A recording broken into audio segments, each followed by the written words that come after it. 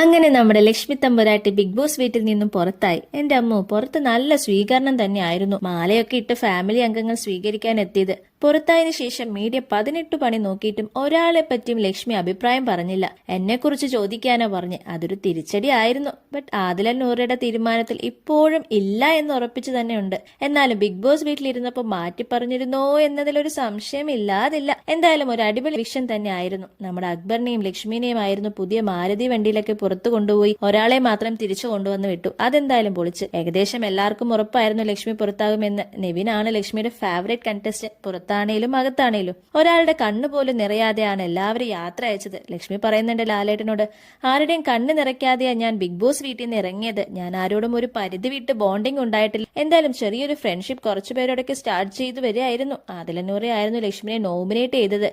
അത് കാലം ചതിച്ചതാണോ ആവോ. ലാലേട്ടനുമായി ഒരു ഹഗ് ആഗ്രഹിക്കാത്തതായി ആരുണ്ടാവും.